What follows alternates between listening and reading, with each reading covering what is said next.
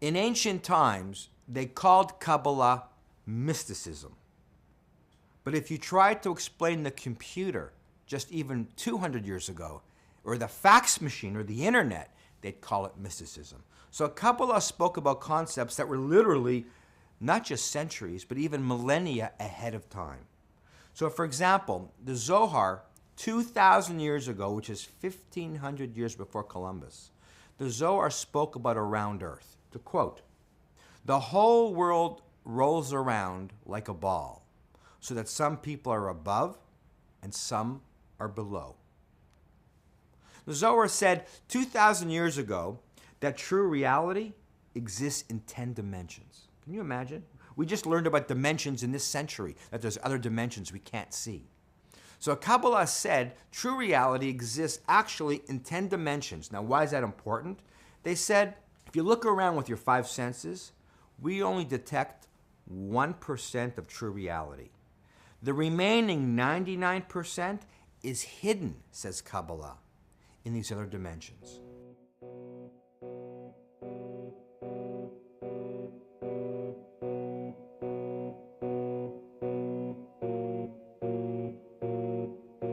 Please, could you stay a while to share my grief? For it's such a lovely day to have to always feel this way. And the time that I will suffer less is when I never have to wake. Wandering stars, for whom it is reserved the blackness of darkness forever. Wandering stars, for whom it is preserved the blackness of darkness forever.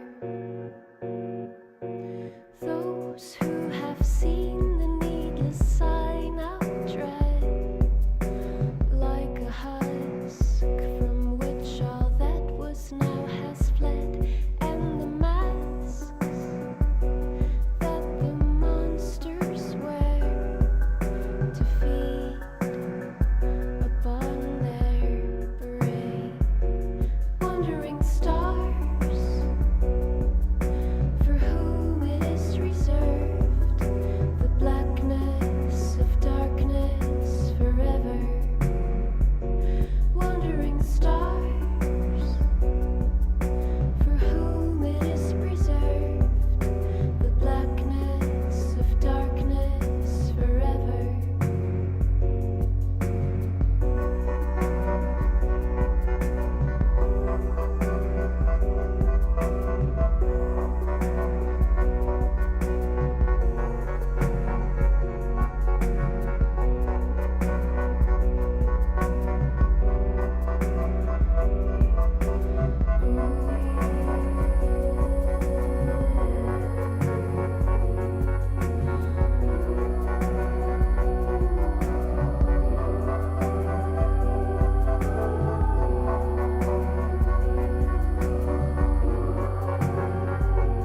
Always doubled up inside.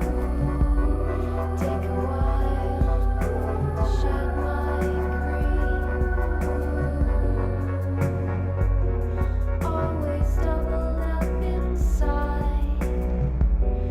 Daunted, cruel.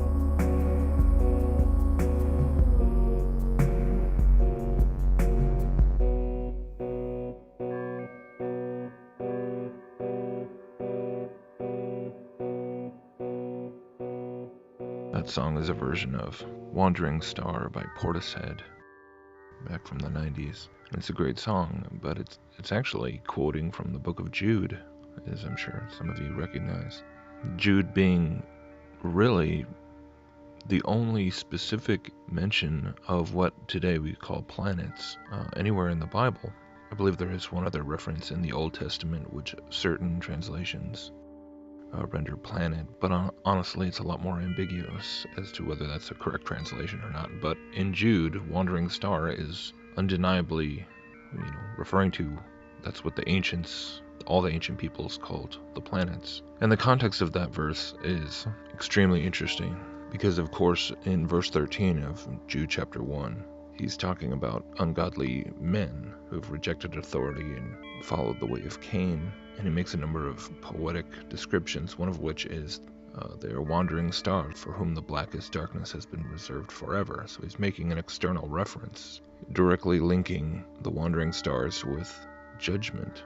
And it's made that much more interesting being in the book of Jude, which is quotes from the book of Enoch and connects to what it says about the luminaries that did not hold to their assigned paths and the judgment that was given to them. But why am I talking about all this? In the past, I've touched upon this in the sense that in Genesis, when it's on day 4, when the luminaries are created, it only mentions, of course, the sun, moon, and stars, and those are 3 distinct creations. The sun is clearly not one of the stars, and this is not observational language or whatever kinds of hermeneutic contrivances people want to come up with. There are 3 distinct categories. And of course, the planets is not a part of that. They're simply stars, sun, moon, and stars. But what's also noteworthy is that it's just the term or mention of planets missing in the original creation, but this whole concept of a planetary system, a solar system, is nowhere found in the Bible. I mean, in the book of Job, it does reference the constellations, and the constellations having names, and so by that we can infer that the constellations were actually a part of the original design. But the idea of these wandering stars being part of the design and comprising this very complex system is never so much as hinted at, and that becomes increasingly significant when you turn and then look into the realm of the occult and mysticism and things like the Kabbalah, because it starts to become very interesting that the planets long before Galileo or Copernicus or any of the modern conceptions of a solar system were around, the planets were, centuries before any of that came about, were regarded as being part of a system. And like that guy, I think his name is Billy Phillips, he's a Kabbalist teacher, he says that there are 10 dimensions, and so when you start to explore how the Kabbalistic tree of life is essentially one of the things it's supposedly representing is these 10 spheres, and these 10, they correspond to the planets, and they are also dimensions, and they correspond to chakras in the body supposedly, and on and on. And it's also the system of gods. It is the pantheon of gods which appear in every pagan mythology, every pagan pantheon in some form or another. And there's there's endless variations depending on the Chinese system or the Babylonian system or the Egyptian system or the Norse mythologies, the Aztec and the Maya. All these slightly different deities, slightly different, but they all incorporate the planets. And the more you delve into this, the more you see how central it is to all occult cosmologies, all occult belief systems. While the only reference in the Bible is really this one in Jude, and it is one associated with judgment and rebellion and the fallen angels. And I've actually been listening to a number of lectures given by Manly P. Hall, the famed occultist. He talks a lot about the solar system and the planetary bodies, and the ancient connection to the ancient gods and Kabbalah and everything. He knew all the different. Manly P. Hall was, in many ways, was the original progenitor of astrotheology in the 20th century, combining Gnosticism and all the different occult traditions and shamanic traditions. And basically what Manly P. Hall explains is that according to the ancients, and by ancients he means, the ancient pagan mystery schools, understanding the planets, the pantheon, as a system, the significance is that it very much does function like a ladder. The universe was not strange. It was near. It was not terrible. It was tremendous, but not fear-inspiring. It was vast, but this very vastness challenged man to grow rather than to surround him with fear. And so enlightened peoples began to reach out in friendliness to the stars. They did not populate the firmament with evil beings, but with great good powers. And they sensed these good powers as forever protective and paternal. They sensed these powers as contributing continuously to the well-being of every creature that existed. And by the time Egyptian civilization had arisen, we see this universe in which we live strangely charted, mysteriously organized into planes and levels and spheres and departments. There were worlds within worlds, wheels within wheels, as in the story of Ezekiel's vision. Man saw the universe as a vast structure of evolving life and saw himself moving through this structure.